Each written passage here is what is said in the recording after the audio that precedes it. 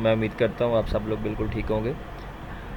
आज की इस वीडियो में हमने हाइपोथेसिस टेस्टिंग के ऊपर बात करनी है या रिग्रेशन एनालिसिस के ऊपर बात करना है। मैं ये एज्यूम कर रहा हूँ कि आप सब लोग माशाल्लाह रिसर्च को अच्छे से लेके चल रहे होंगे, तो यकीनन आपको direct variable, indirect variable, mediator और मॉडरेटर वगैरह का पता होगा। यकीनन हम मीडिएटर और मॉडरेटर के मतलब नेक्स्ट लेक्चर्स के अंदर पढ़ेंगे। आज सिर्फ़ और सिर्फ एक डायरेक्ट इफ़ेक्ट यानी इनडायरेक्ट से डायरेक्ट वेरिएबल की तरफ जो इफ़ेक्ट होता है सिर्फ उसको हम टेस्ट करेंगे, ताकि आप लोगों को पता चल जाए कि सिंपल जो रिग्रेशन एनालिसिस है और हाइपोथेसिस टेस्टिंग है उसको किस तरह से किया जाता है। ठीक है, सामने आपके जैसा आप देख सकते हैं यहाँ पे कि रिसर्च मॉडल लिखा हुआ है। ठीक है, और ये एक नीचे मॉडल है, ये एक हाइपोथेटिक मॉडल है। ठीक है, जिसमें जॉब सेटिस्फेक्शन इनडायरेक्ट वेरिएबल है और डायरेक्ट वेरिएबल टर्नओवर इंटेंशन है। तो हाइपोथेसिस क्या है? Job satisfaction has negative relationship with turnover intention. इससे मुराद ये कि जॉब सेटिस्फेक्शन ज़्यादा होती है तो एम्प्लॉइज़ का टर्नओवर जो इंटेंशन है उनकी वो कम होती है। इसको मुख्तलिफ़ तरीके से भी लिखा जा सकता है। ठीक है, इन्वर्स रिलेशनशिप भी यहाँ पे लिखा जा सकता है। ये आप लोगों की अपनी मर्ज़ी है कि आपने हाइपोथेसिस को किस तरह से डेवलप करना है। ठीक हो गया जी। अब हम अपने डाटा सेट की तरफ चलते हैं। ये हमारे सामने डाटा सेट है। ठीक है, इसके अंदर हमने डाटा सर एंटर किया हुआ है, उसको अच्छे तरीके से रिफ़ाइन भी किया हुआ है। ये सारी हमारी जो लास्ट वीडियोज़ हैं वहाँ पे आप लोग इसको देख सकते हैं। तो अब रिग्रेशन एनालिसिस की तरफ चलते हैं। तो उसको किस तरह से परफॉर्म करना है एसपीएसएस के अंदर? आप पहले एनालाइज पे आएँ, फिर इसके बाद रिग्रेशन पे और उसके बाद लीनियर के ऊपर।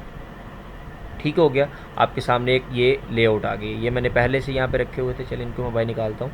ठीक है, तो आपने कंप्यूट जो हुए हैं वेरिएबल्स उनको लेना है। कंप्यूट किस तरह से किए जाते हैं, कंप्यूट करने से क्या होता है, ये एक सेपरेट वीडियो मैंने बनाई हुई है जो आप यूट्यूब के ऊपर देख सकते हैं, मेरे चैनल के ऊपर। ठीक है, तो यहाँ पे जो डिपेंडेंट वेरिएबल है वो है टर्नओवर इंटेंशन, जैसा कि हमने पीछे रिसर्च मॉडल के अंदर देखा।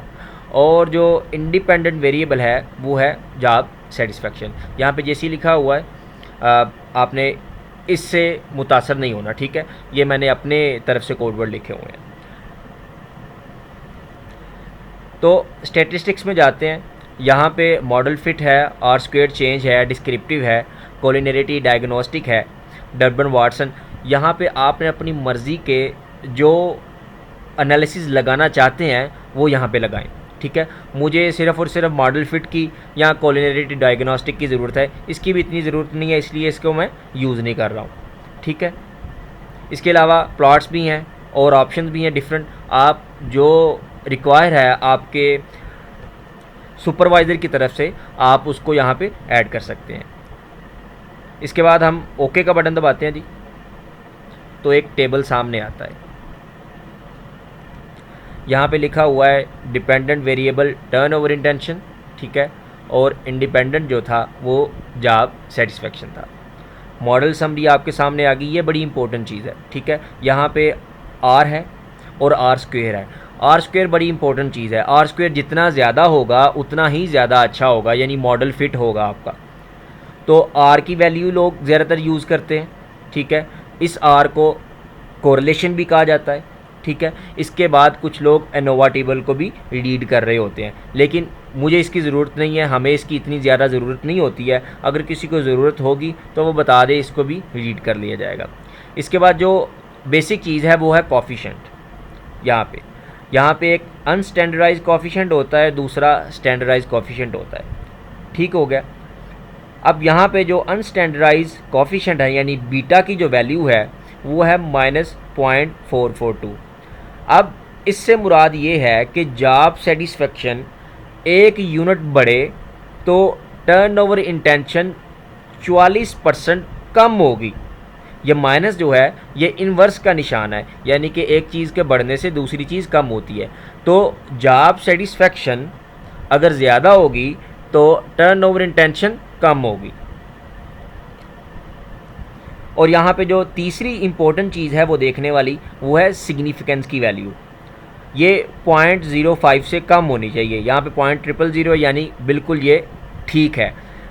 0.05 से आपकी वैल्यू कम होनी चाहिए, ज़्यादा होगी तो वो बेहतर नहीं होगा मॉडल। ठीक हो गया।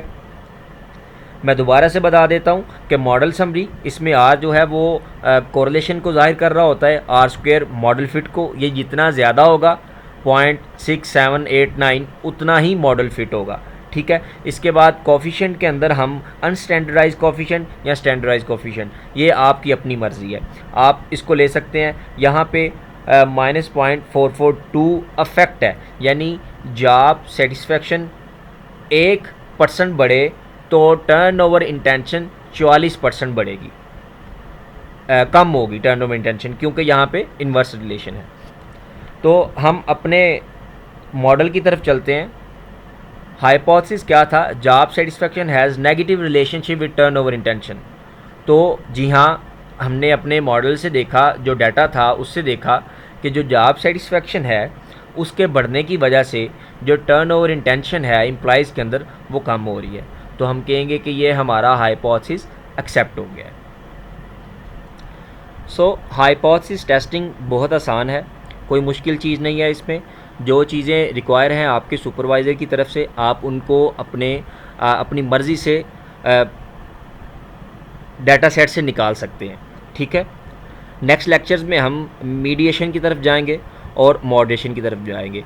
मैं चाहता हूं कि मीडिएशन का जो एक वीडियो है वो बैरन एंड कैनी के मेथड से मैं हल करूं, और उसके बाद हम एमोस की तरफ चलेंगे। ठीक है। तब तक के लिए मुझे इजाज़त दें। बहुत शुक्रिया। अल्लाह हाफिज़।